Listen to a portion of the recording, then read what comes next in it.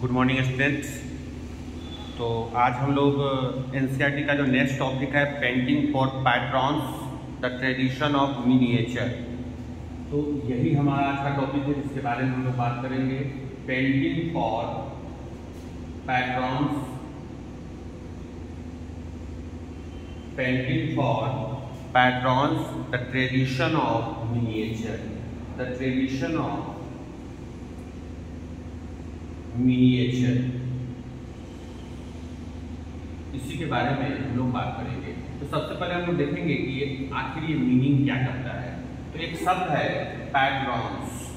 Patrons को हम लोग कहते हैं, पैट्रॉन्स का मीनिंग होता है जो संरक्षित करता है चीजों को, इसलिए इसको हम लोग संरक्षक कहते हैं। संरक्षक का मतलब जो चीजों को प्रिजर्व करके रखता है, प्रिजर्व करके यानी बचा कर रखने वालों को पैट्रॉन्स कहते हैं। तो यहाँ हमारा टॉपिक है पेंटिंग फॉर पैट्रॉन्स, यानी वैसे लोग जिन्होंने हमारे कल्चर को, हमारे पेंटिंग को बचा कर रखा है, उनको कहा गया संरक्षक। अगला जो वर्ड है द ट्रेडिशन ऑफ मिनिएचर, एक शब्द है मिनिएचर। मिनिएचर जैसा शब्द से ही लग रहा है, ये मिनी का मतलब क्या होता है, छोटा, इसका यही मतलब होता है छोटा, यानी स्मॉल साइज। क्योंकि हम लोग पढ़ रहे हैं पेंटिंग, यहाँ मिनिएचर का मतलब होता है स्मॉल साइज पेंटिंग। क्या होता है, स्मॉल साइज पेंटिंग, यानी एक ऐसा पेंटिंग, एक ऐसी कला जो क्या है काफी सूक्ष्म कला है। अब बात करते हैं लोग मिनिएचर पेंटिंग है क्या। तो हम लोग थोड़ा सा बात करते हैं मिनिएचर पेंटिंग किसे कहते हैं। मिनिएचर पेंटिंग जो है इसका क्या मतलब है। तो मिनिएचर पेंटिंग जो है वो एकदम छोटा, मिनिएचर पेंटिंग जो है वो सूक्ष्म पेंटिंग है जिसको हम लोग वाटर कलर से करते हैं। इसे वाटर कलर से करते हैं और जिसपे हम लोग करते हैं वो आपका जो सब्सटेंस होगा वो होगा आपका क्या, तो पेपर होगा। क्या होगा, paper and cloth, paper and cloth. तो मिनिएचर पेंटिंग के बारे में बात करें तो मिनिएचर पेंटिंग जो है वो कैसा पेंटिंग है सर, तो एक सूक्ष्म साइज का यानी छोटा एकदम स्मॉल साइज पेंटिंग है और ये पेंटिंग वाटर कलर से होता है। और इसमें हम लोग इसमें जो वाटर कलर का हम लोग इस्तेमाल इस पे करते हैं तो पेपर एंड क्लॉथ पे करते हैं। तो दो तीन चीजें हैं जो क्लियर हो गई आप लोगों को। पहला बात है कि पैट्रॉन्स क्या है। तो पैट्रॉन्स वे लोग कहलाए जिन्होंने मिनिएचर पेंटिंग को अभी तक जीवित रखा है, यानी मिनिएचर पेंटिंग को जो है वो अभी तक बचा कर रखा है, उनको कहा गया क्या, पैट्रॉन्स, दैट इज कॉल्ड संरक्षक, यानी उन्होंने प्रिजर्व करके रखा है। अब दूसरा जो टॉपिक है वो है मिनिएचर पेंटिंग का। तो मिनिएचर पेंटिंग का मतलब होता है एक ऐसा स्मॉल साइज पेंटिंग जो किस पे होता है सर, तो पेपर एंड क्लॉथ पे होता है और किसके इस्तेमाल से, तब वाटर कलर से। यानी वाटर जो कलर आता था, आप देखते होइएगा कि कुछ दिन पहले आज भी आप गांव देहात में जाइएगा तो लोग जो है कपड़ा पे वाटर ब्रश मतलब वाटर पेंटिंग का इस्तेमाल करते हैं। वे लोग कपड़ा पे कुछ कुछ बनाते हैं। जैसा देखिएगा तकिया का जो खोल है, कवर है, जो तकिया का पिलो कवर पे वे लोग अनेक प्रकार के क्या बनाते हैं, अनेक प्रकार के पेंटिंग बनाते हैं। आप देखिएगा पेपर पे भी बनाया जाता है, वो जैसे पेपर पे बना करके दीवार में कहीं चिपका दिया गया। तो ये सारी पेंटिंग जो है ये ऐसी पेंटिंग थी जिसको बहुत सालों से प्रिजर्व करके रखा गया था। खास करके आप मुगल के दरबार में जाइएगा, जैसे मुगल के दरबार का जो भी आप म्यूजियम वगैरह में जाइएगा तो वहाँ भी इनको प्रिजर्व करके रखा गया है ताकि आने वाली जो पीढ़ी है उनको अच्छे से दिखा सका जाए। ठीक है, तो इसके बारे में देखते हैं थोड़ा सा एनसीईआरटी क्या लिखता है। कहता है another tradition that developed in different ways was that of miniature painting. यानी हमारे समाज में, हमारे आसपास में एक और ट्रेडिशन जो परंपरा जो है वो बढ़ती चली आ रही थी और उसका नाम था मिनिएचर पेंटिंग, यानी एक ऐसी पेंटिंग जो स्मॉल साइज पेंटिंग थी। ठीक है ना, miniature as here very name suggest are small size painting, यानी एक ऐसी पेंटिंग थी एकदम सूक्ष्म पेंटिंग थी, generally done in water colour on cloth और पेपर। ठीक है ना, किससे होता था ये, तो वाटर कलर से होता था और किस पे, तो पेपर और क्लॉथ पे किया जाता था।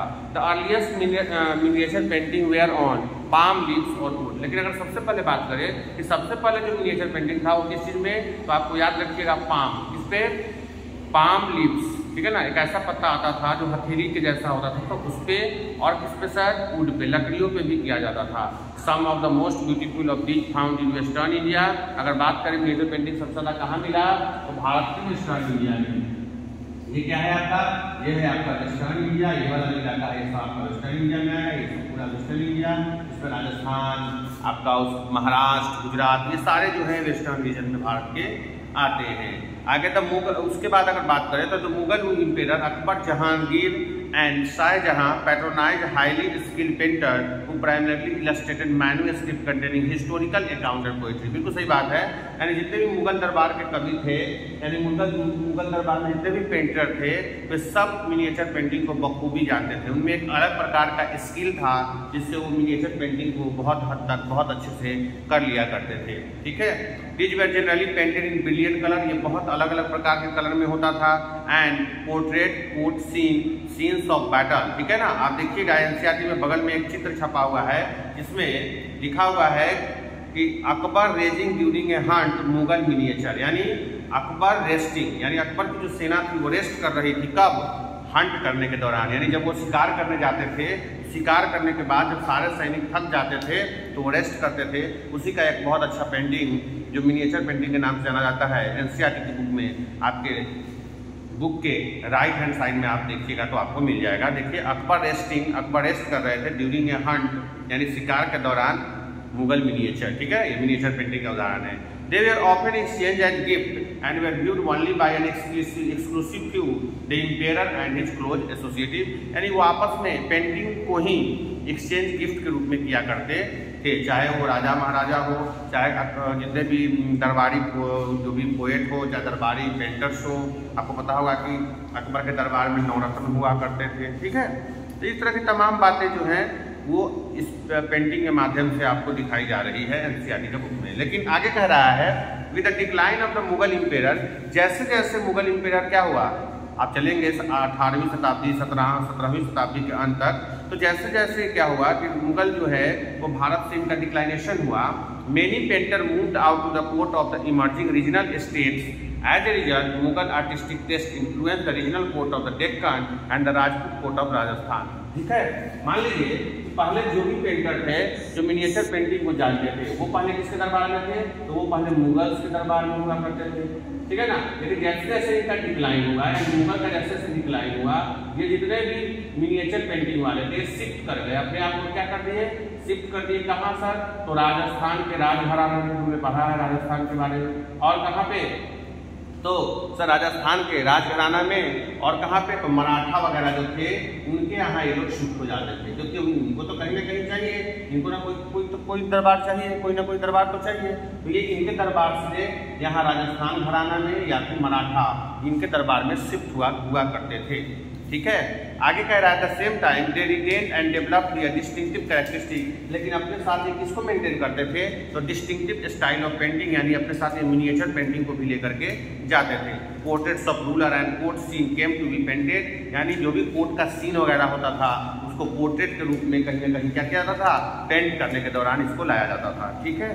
आगे कह रहा है portraits of ruler and court scene came to be painted following the Mughal example, इसका एग्जांपल देकर के, तो मुगल का एग्जांपल देकर के।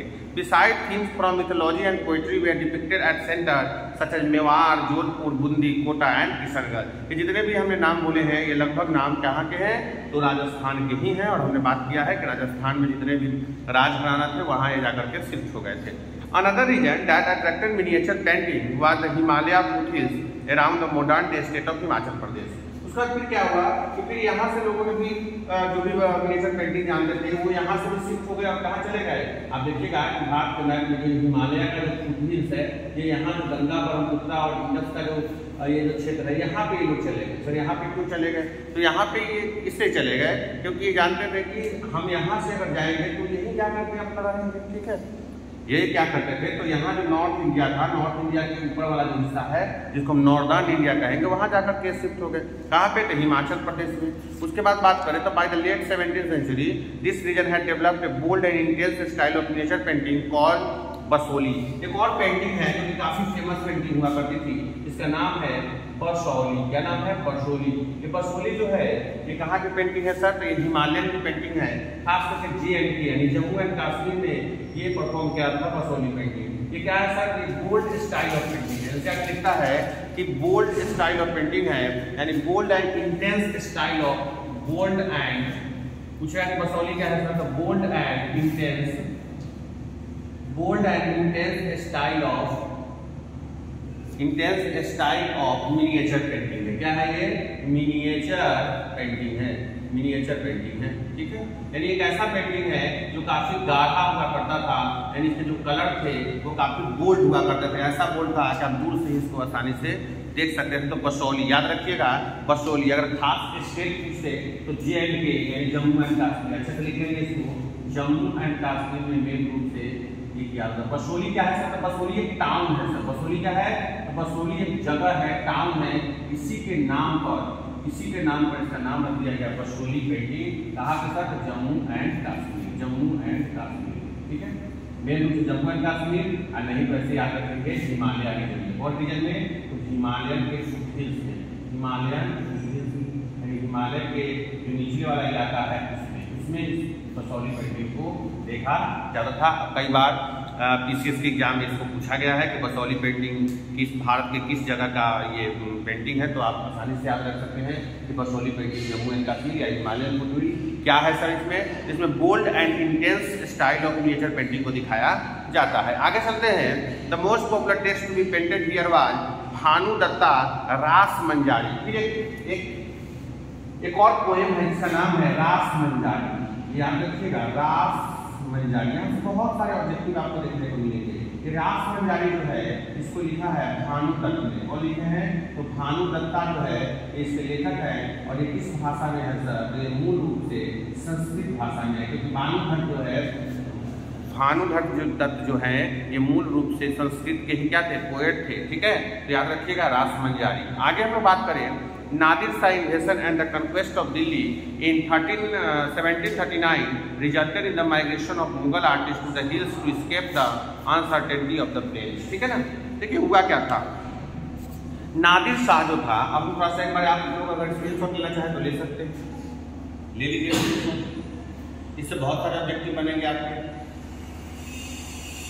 ठीक है।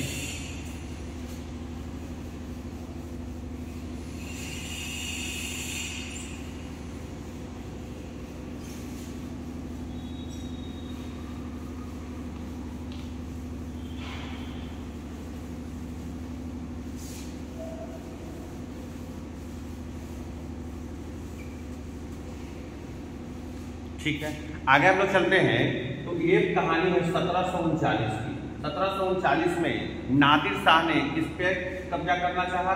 तो नादिर शाह ने कब्जा करना शुरू किया किस पे? मुगलों पे।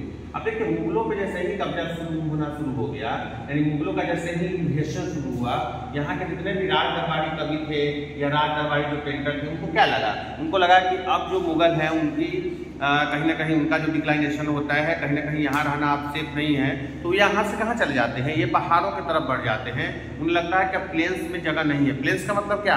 प्लेन्स का मतलब होगा बिहार का इलाका, यूपी का इलाका, या फिर और भी जितने भी गंगा के आसपास के जो भी क्षेत्र हैं उनको। तो इन्हें लगा कि नादिर शाह जो है अब पूरी तरह से मुगलों पे क्या कर लेगा? आक्रमण कर लेगा, अब पूरी तरह से उसका वर्चस्व यहाँ बढ़ जाएगा। तो ये लोग जो थे, जितने भी दरबारी कवि थे या पेंटर थे, वो अपने आप को क्या किए? तो हिमालय के फुटहिल्स में यानी हिल्स की तरफ, यानी पहाड़ियों की तरफ ये अपने आप को शिफ्ट कर लिए, ठीक है। आगे देखिए, Nadir Shah invasion and the conquest of Delhi in 1739 resulted in the migration of Mughal artists to the hills to escape the uncertainty of the plains। वही बात है, उन्हें अनसर्टेनिटी था। अनसर्टेनिटी का मतलब क्या? अनिश्चितता, अनसर्टेनिटी, ठीक है ना। अनसर्टेन का मतलब होता है अनिश्चित, अनसर्टेन का मतलब अनिश्चित। मुझे लग रहा था कि अब कुछ भी निश्चित नहीं है, अब क्या होगा कुछ पता नहीं है, इसलिए इससे बचने के लिए ये लोग क्या हो गए? तो ये लोग हिल्स की तरफ अपने आप को शिफ्ट कर लिए, अपने आप को माइग्रेट कर लिए, ठीक है। आगे, Here they found ready patrons which led to the founding of the Kangra school of painting. यहाँ इन्होंने एक और पेंटिंग को बहुत ज़्यादा ये इन्वेंट किया, उसका नाम था कांगड़ा। कांगड़ा भी एक जगह है, कहाँ पे सर? तो ये हिमाचल प्रदेश में। कहाँ? एक हिमाचल प्रदेश है, ये भी आपको हिमालय के तराई में ही आपको मिलेगा, या हिमालय के फुटहिल्स में ही मिलेगा। तो वहीं पे कांगड़ा एक जगह है HP में, वहाँ पे इन्होंने एक पेंटिंग को स्टाइल के लिए बोला गया कांगड़ा स्टाइल ऑफ पेंटिंग। क्या नाम था इसका? Kangra style of painting. ये भी पेंटिंग जो था वो बहुत अच्छी पेंटिंग में से एक हुआ करता था। अब आपके मन में सवाल होगा सर बसौली और कांगड़ा में क्या अंतर है। देखिए कांगड़ा जो है वो उतना बोल्ड नहीं लिखा जाता था, यानी इसके जो कलर थे उतने डार्क नहीं हुआ करते थे, जबकि बसौली में हमने लिखवाया है कि वो बोल्ड और इंटेंस स्टाइल ऑफ पेंटिंग था, यानी वहाँ पे बोल्ड लिखा जाता था या फिर पेंटिंग किया जाता था, क्योंकि कांगड़ा में ऐसा नहीं था, ये काफ़ी सॉफ्ट पेंटिंग में से एक था। ठीक है, तो करा Kangra school of painting by the mid 18th century the Kangra artist developed a style which breaks a new speed into miniature painting, और ये भी बाद में क्या बदल गया, ये भी एक मिनिएचर पेंटिंग में ही जाकर के अंत में बदल गया। The source of inspiration was the Vaishnav tradition, soft colour including cool blue and green. मैंने पहले ही कहा कि सॉफ्ट कलर वाला पेंटिंग था जिसमें ब्लू कलर और ग्रीन कलर का इस्तेमाल किया जाता था, and a lyrical treatment of theme distinguish Kangra painting. Remember that ordinary women and men painted as well on both walls, floors, cloth, work of art that have occasionally survived। और भी बहुत सारे mail और फीमेल जो थे वो क्या करते थे, वो भी पेंटिंग वगैरह करते थे, बहुत सारा घड़ा पे पेंटिंग बनाते थे, दीवार पे पेंटिंग बनाते थे, फ्लोर्स पे बनाते थे, क्लॉथ बनाते थे। मैंने पहले ही जिक्र किया है कि आप गांव में चले जाइए तो आज भी महिलाएं घर में बैठ करके कपड़े में बहुत सारा चित्र वगैरह बनाती है। तो चित्रकला का एक बहुत अच्छा अगर अनुभव आपको देखना है तो आप गाँव में चले जाइए। हालाँकि अब भी उतना चित्रकला का प्रयोग तो गांव में भी नहीं हो रहा है, क्योंकि लोग अब सबसे ज़्यादा डिजिटली कनेक्टेड हो गए हैं, लेकिन फिर भी आपको अगर ट्रेडिशनली थोड़ा सा देखा जाए तो अभी भी आपको कुछ लोग मिल जाएंगे जो इन चीज़ों को कर रहे हैं, लेकिन वो भी आपको कहाँ गाँव में मिलेंगे। आगे कह रहा है works of art that have occasionally survived unlike the miniature that were carefully preserved in palace for century. लेकिन ये मिनिएचर नहीं है, गांव देहात में या फिर वाल्स वगैरह में जितने भी लोग करते हैं या फिर कोर्ट्स पे, तो मिनिएचर पेंटिंग का उदाहरण नहीं है। मिनिएचर का एक ऐसा उदाहरण होगा जिसको प्रिजर्व करके रखा गया, जिसको पैट्रॉन्स वगैरह जो लोग हैं, जो संरक्षक हैं, वो प्रिजर्व करके रखते हैं, वो मिनिएचर पेंटिंग हो गया। जबकि ये जो पेंटिंग जो है ये ऑर्डिनरी पेंटिंग आप इसे कह सकते हैं। तो ये जो आपका टॉपिक था painting for patrons the tradition of miniature, ये आज हमने अच्छे से डील किया है और आशा करते हैं आप सबको समझ में आया होगा। तो 2-3 चीज़ें हैं जिसको याद रखना है, बाद बाकी तो है, और इससे बहुत सारे ऑब्जेक्टिव आएंगे कि 1739 में नादिर शाह ने इन्वेट किया, मुगल और दिल्ली पे कन्क्वेस्ट किया। आगे आपको कांगड़ा पेंटिंग क्या है, बसौली पेंटिंग क्या है, उसके बाद आपने एक देखा रास मंजारी जो किसने लिखा है, तो भानु दत्ता ने लिखा है। तो ये तरह के तमाम ऑब्जेक्टिव हैं जिसको आपको याद करना चाहिए, और अगले क्लास में हम इसके प्रॉपर नोट्स के बारे में ध्यान देंगे और नोट्स को करेंगे। तो आज जुड़ने के लिए सबका बहुत बहुत धन्यवाद। शुभ दिन।